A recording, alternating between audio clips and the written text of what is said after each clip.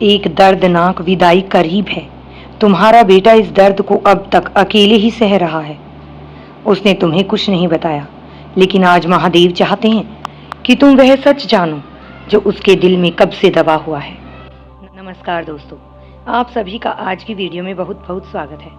अगर आपने अभी तक हमारे चैनल को सब्सक्राइब नहीं किया तो सबसे पहले सब्सक्राइब कर लीजिए, और अगर आपको हमारे वीडियोज़ अच्छे लगते हैं तो आप सुपर थैंक्स देकर हमारी मदद कर सकते हैं। जो भी हमारा साथ देते हैं, मैं महादेव जी से यही दुआ करती हूँ कि उनके घर में हमेशा खुशियाँ बनी रहें। चलिए आज आपकी वीडियो को शुरू करते हैं। आज का संदेश तुम्हारे बेटे से जुड़ा हुआ है। पिछले कुछ दिनों से वह बहुत परेशान है। उसके मन में कुछ चल रहा है, एक अजीब सी बेचैनी है, लेकिन वह तुम्हें कुछ भी बता नहीं पा रहा। आज मैं तुम्हें बताने वाली हूँ कि आखिर उसके मन में क्या चल रहा है, वह किस बात से इतना परेशान है, और ऐसी कौन सी बात है जिसे वह चुपचाप अपने दिल में दबा कर बैठा है। यह बात मैं तुम्हें वही बता रही हूँ जो मुझे महादेव जी ने महसूस करवाई है। पिछले कुछ दिनों से तुम्हारे घर में एक अजीब सी खामोशी छाई हुई है, बिल्कुल वैसी जैसी कि बहुत बड़े तूफान के आने से पहले होती है। और उस सन्नाटे के बिल्कुल बीच में तुम्हारा अपना बेटा है, वही बेटा जिसके चेहरे की एक मुस्कान देखकर तुम्हारी सारी थकान मिट जाया करती थी। लेकिन इन दिनों जब वह तुम्हारे पास से गुजरता है तो उसके चेहरे पर एक अधूरी सी हंसी होती है, एक ऐसी हंसी जो सिर्फ दिखाने के लिए होती है। उसकी उन आंखों में झांक कर कभी देखने की कोशिश की है? वहाँ एक पूरी कहानी छिपी है, एक ऐसी अनकही कहानी जिसे वह किसी को बताना नहीं चाहता, या शायद बता नहीं पा रहा। वह कुछ बहुत भारी अपने अंदर अकेले ही ढो रहा है, कोई ऐसी बात जो उसके सीने में अंदर ही अंदर खाए जा रही है। वह तुम्हें बताना तो बहुत चाहता था, सच में वह चाहता था कि तुम उसका साथ हाथ पकड़ो और पूछो कि क्या बात है बेटा। लेकिन फिर उसने तुम्हें देखा, शांत, बेपरवाह और उसकी ही इन परेशानियों से बिल्कुल अनजान, और तब उसने मन ही मन सोचा, नहीं, इन्हें परेशान नहीं करना, यह दर्द मेरा है, मुझे ही सहने दो। यही सोचकर उसने अपने होठ सी लिए। उसने खामोशी को अपना ओढ़ना बिछौना बना लिया। लेकिन क्या तुम सच में यह सोचते हो कि उसकी खामोशी कुछ नहीं कहती? उसकी यह चुप्पी किसी को रोने या चीखने से कहीं ज्यादा तेज आवाज में तुम्हें पुकार रही है। मुझे महादेव की कृपा से जो संकेत मिले हैं, जो गहराई महसूस हुई है, वह मैं आज तुमसे बांट रही हूँ, क्योंकि यह मामला सिर्फ एक घर का नहीं, दो टुकड़ों में बटे हुई दो दिलों का है। तुम्हें याद है वो रात? शायद नहीं, क्योंकि तुम गहरी नींद में थे। उस रात वह अपने बिस्तर के किनारे पर बैठा था, अकेले। उसका दिल इस कदर टूट रहा था कि वह सब कुछ उगल देना चाहता था। वह लगभग रो पड़ा था। बस एक कदम की दूरी थी सच और झूठ के बीच, लेकिन उसने एक बार फिर खुद को रोका। उसने तुम्हारे सुकून की खातिर अपने अंदर के एक समंदर को वापस अपने भीतर ही दफना दिया। वह जल रहा है, रोज थोड़ा थोड़ा, बिना आवाज के।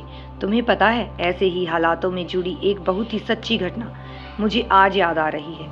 महादेव के ध्यान में बैठी, हाँ, बहुत ही सच्ची घटना मुझे याद आ रही है। महादेव के ध्यान में जब मैं बैठी थी तो मुझे एक ऐसे ही परिवार का दृश्य दिखाई दिया, बिल्कुल तुम्हारे जैसा घर। उस घर के बेटे ने अनजाने में बहुत बड़ी गलती कर दी। अपने परिवार को एक बड़े आर्थिक संकट से बचाने के लिए उसने बिना किसी के बताए कुछ लोगों से एक बहुत बड़ा कर्ज ले लिया। उसे लगा था कि वह सब कुछ अकेले ही ठीक कर लेगा, लेकिन समय का चक्र घूमा और वह उस दलदल में बुरी तरह फंस गया। वह महीनों तक घर में हंसता रहा। माता पिता सोचते कि बेटा उनके लिए कितनी मेहनत कर रहा है, लेकिन असल में वह रातों को तकिए में मुंह छिपाकर रोता था, क्योंकि उसे धमकियां मिल रही थी।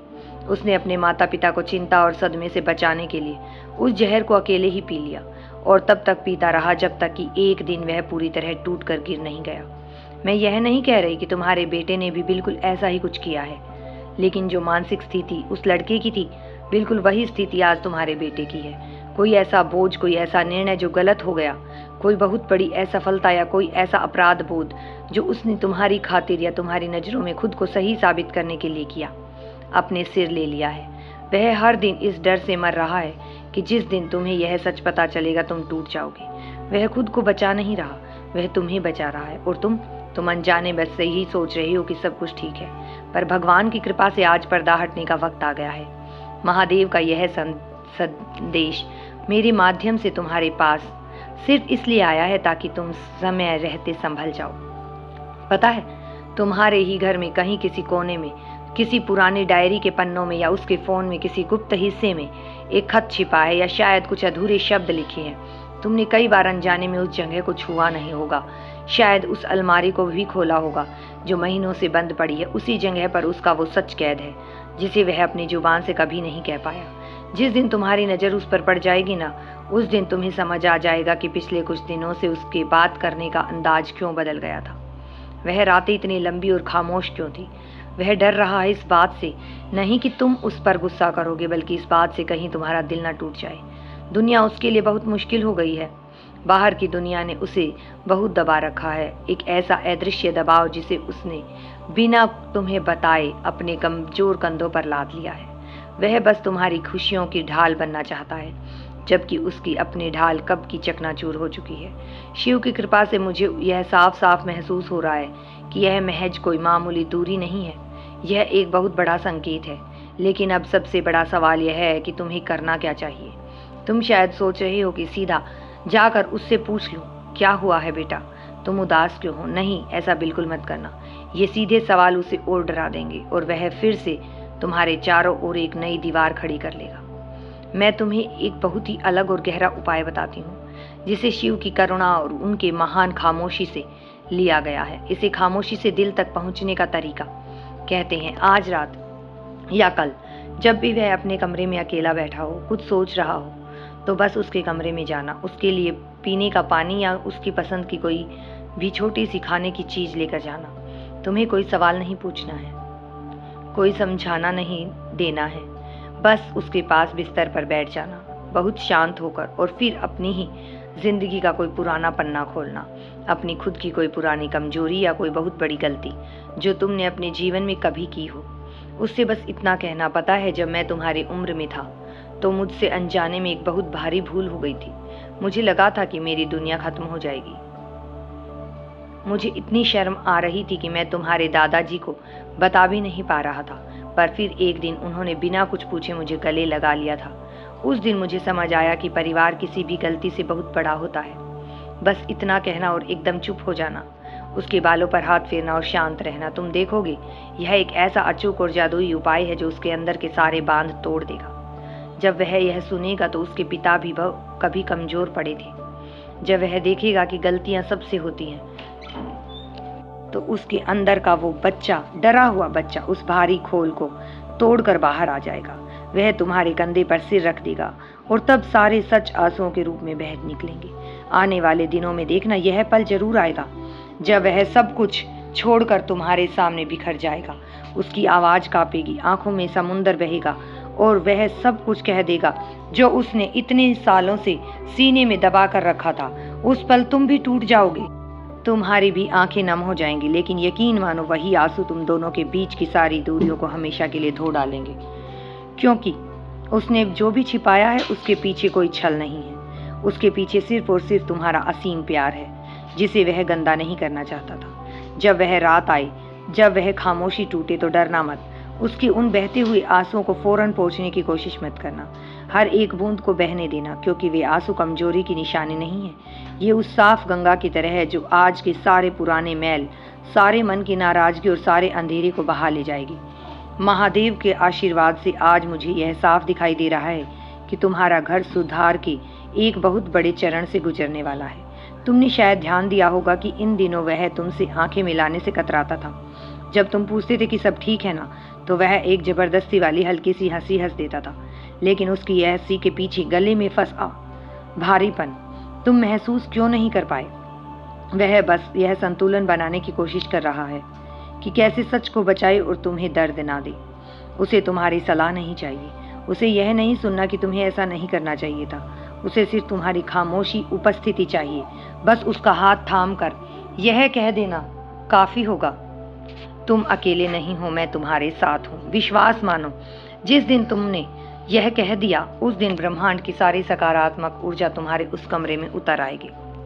मुझे ऐसा महसूस होता है जैसे यह कोई संयोग नहीं है कि तुम यह सब सुन रहे हो। महादेव ने खुद यह समय चुना है ताकि तुम्हारे परिवार के इस अनसुलझे ताने बाने को फिर से ठीक किया जा सके। तुम्हारे पुरखों की दुआएं तुम्हारे साथ हैं।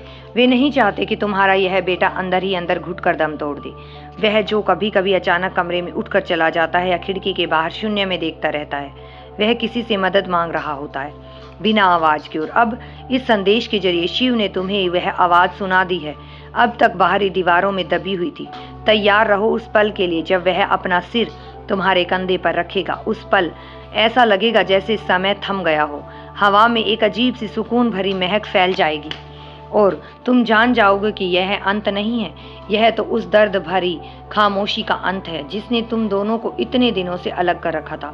यह कोई दुख का संदेश नहीं है, यह एक नए बंधन की शुरुआत है। एक ऐसी शुरुआत जहां न कोई पर्दा होगा, न कोई झूठ और न कोई डर, बस तुम और तुम्हारा बेटा, और बीच में होगा सिर्फ अटूट विश्वास और प्यार। तो अब जब भी अगली बार उसे चुपचाप बैठे देखो, इंतजार मत करो, वह खुद बोलेगा। जो अलग उपाय मैंने तुम्हें बताया है उसे अपनाओ, तुम खुद पहल करो, आगे बढ़ो, उसका हाथ पकड़ो और उसके कान में धीरे से कह दो, अब सब ठीक हो जाएगा, मैं हूं ना। यकीन मानो, इसके बाद जो शांति इस घर में महसूस होगी वह किसी वरदान से कम नहीं होगी। महादेव की असीम कृपा तुम दोनों पर बनी रहे। अगर आपको यह संदेश अच्छा लगा हो तो हमें सुपर थैंक्स देकर हमारा साथ दे सकते हैं। आपका यह छोटे से सहयोग से हमें ऐसे ही और अच्छे अच्छे संदेश बनाने की हिम्मत और मदद मिलती है। तो बस आज के लिए इतना ही। आप सबका दिल से धन्यवाद। हर हर महादेव।